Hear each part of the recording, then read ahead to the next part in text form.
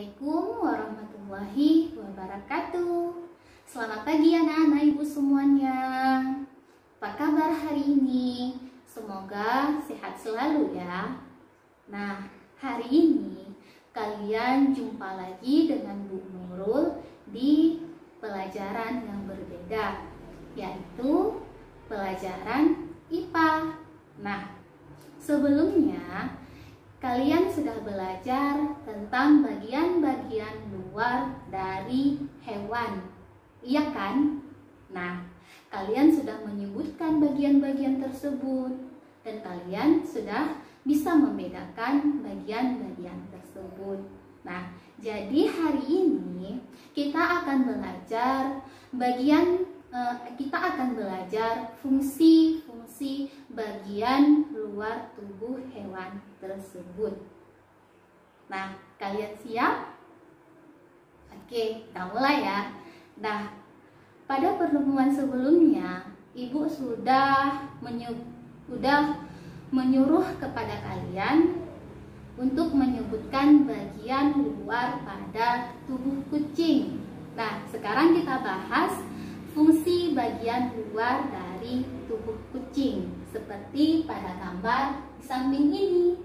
Nah, kucing di samping ini dia ada anggota tubuhnya itu ada mata, ada telinga, ada hidung, ada mulut, ada kumis, ada bulu, ada ekor, dan ada kaki. Nah, kita bahas satu-satu fungsi bagian tubuh luar kucing.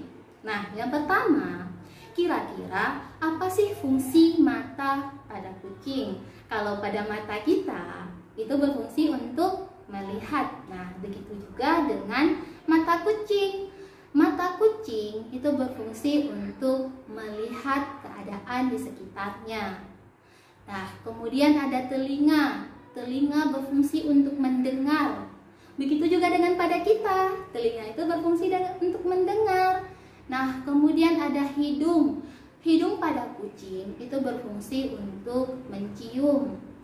Kemudian ada mulut. Yang di dalam mulut itu terdapat gigi. Nah, itu berfungsi untuk memakan dan mengunyah makanan. Nah, kemudian pada kucing itu terdapat kumis. Nah, kumis itulah yang membuat kucing menjadi imut dan lucu. Kalian tahu nggak fungsi kumis itu apa? Nah, pada kucing, kumis itu sangat penting. Kenapa? Karena fungsi dari kumis itu untuk mendeteksi keadaan sekitar mereka. Apakah di keadaan tersebut ada mangsanya? Atau berbahaya nggak keadaan lingkungannya? Nah, itulah fungsi kumis pada kucing untuk mendeteksi keadaan lingkungan sekitar. Nah, jadi jangan coba-coba ya kalian potong kumis kucing, karena itu akan membuat kepercayaan diri kucing menjadi berkurang. Oke, kemudian ada ekor. Nah, apa sih fungsi ekor pada kucing? Nah, fungsi ekor pada kucing itu yaitu untuk menjaga keseimbangan tubuh kucing. Kemudian ada bulu. Apa sih fungsi bulu? Nah, bulu itu berfungsi untuk melindungi tubuh kucing dari lingkungan, misalkan dari terik matahari, melindungi tubuh kucing dari panas, dari dingin. Kemudian yang terakhir, apa sih fungsi kaki pada kucing? Nah, pada kaki kucing itu terdapat jari kucing yang terdiri dari 4 jari dengan kuku yang sangat runcing. Nah, apa fungsinya? Nah, fungsi kaki kucing yaitu untuk bergerak dan mencengkeram mangsanya. Nah, yang Ibu sebutkan tadi itu adalah bagian-bagian luar tubuh kucing beserta dengan fungsinya. Dan kucing ini dia termasuk hewan mamalia, yaitu hewan menyusui. Ya. Ibu sudah menyebutkan fungsi dari bagian tubuh kucing. Nah, sekarang Ibu akan menyebutkan fungsi-fungsi bagian tubuh pada burung. Sebelumnya, coba kalian lihat pada gambar burung ini. Nah, pada gambar ini, bagian-bagian luar tubuh burung itu ada ekor, ada mata, ada paruh, kemudian ada sayap dan ada kaki. Nah, itu bagian luar dari tubuh burung. Dan burung ini adalah salah satu hewan peliharaan yang sangat disukai oleh manusia. Kenapa? Karena burung ini dia memiliki warna yang menarik. Banyak jenis burung dengan suaranya yang merdu. Nah, kemudian apa saja sih fungsi dari bagian tubuh burung? Nah, yang pertama ada mata. Mata pada burung itu berfungsi untuk melihat keadaan di sekitarnya. Kemudian ada paruh pada burung. Nah, paruh pada burung ini berfungsi untuk mengambil makanan. Nah, paruh pada burung ini dia beraneka ragam. Artinya apa ya? Paruh burung itu dia berbeda-beda sesuai dengan cara burung tersebut memperoleh makanan atau makanannya. Nah, contohnya paruh burung pemakan biji dengan paruh burung pemakan daging itu berbeda. Nah, apa perbedaannya? Coba kalian lihat pada gambar di samping ini. Nah, gambar di sini ada paruh burung pemakan biji, ada paruh burung pemakan daging. Apa perbedaannya? Nah, kalau paruh burung pemakan biji itu lebih pendek, lebih runcing bentuknya, dan lebih tajam. Kenapa? Dan satu lagi, dia lebih tebal. Kenapa? Itu untuk mempermudah burung tersebut mengambil biji-bijian yang ada pada pohon. Nah, kemudian paruh burung pemakan daging. Nah, dia berbeda juga dengan paruh burung pemakan bijian. Apa bedanya? Dia lebih tajam. Gunanya untuk apa? Untuk mudah memangsa, kemudian untuk mudah mencabik dan mencabik mangsanya itu. Nah, kemudian ada sayap pada burung. Nah, sayap pada burung itu berfungsi untuk bergerak atau untuk terbang. Kemudian ada ekor pada burung. Nah, ekor ini sendiri dia berfungsi untuk menjaga keseimbangan tubuh burung pada saat dia terbang.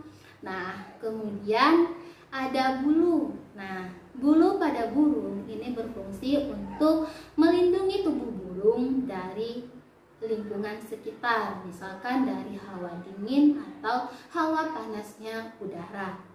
Nah, yang terakhir itu ada kaki. Nah, kaki pada burung itu berfungsi untuk mencengkeram mangsanya atau bertengger di atas pohon. Nah, yang Ibu sebutkan tadi adalah bagian-bagian dari tubuh burung. Lanjut ya. Nah, yang ketiga itu ada bagian luar tubuh ikan. Nah, seperti yang Ibu tunjukkan pada gambar di samping. Nah, pada gambar yang di samping itu ada bagian-bagian luar tubuh ikan. Itu ada mata, ada mulut, ada sirip, ada ekor, ada sisik, dan seterusnya. Nah, kemudian apa sih fungsi bagian luar tubuh ikan? Nah, mata pada ikan itu berfungsi untuk melihat. Nah, kemudian mulut pada ikan berfungsi untuk makan. Kemudian sirip pada ikan itu berfungsi untuk membantu ikan berenang di dalam air. Kemudian ada sisik pada ikan. Nah, sisik pada ikan itu berfungsi untuk melindungi tubuh ikan. Melindungi ini bisa melindungi ikan dari mangsanya. Kemudian ada ekor pada ikan. Nah, ekor pada ikan itu digunakan untuk membantu pergerakan ikan di dalam saat dia berenang. Nah, dan bentuk dari tubuh ikan itu sangat ramping-ramping, nggak ada ikan yang terlalu gemuk atau kecil. Nah, kecil ada ya, nggak terlalu gemuk. Nah, kenapa? Itu untuk mempermudah si ikan dalam berenang. Nah, yang Ibu sebutkan tadi adalah bagian-bagian luar tubuh ikan beserta dengan fungsinya. Nah, oke. Yang ketiga itu ada hewan reptilia. Nah, hewan reptilia ini merupakan hewan melata yang memiliki kulit bersisik. Nah, hewan reptilia ini ada yang hidup di darat dan ada pula yang hidup di air.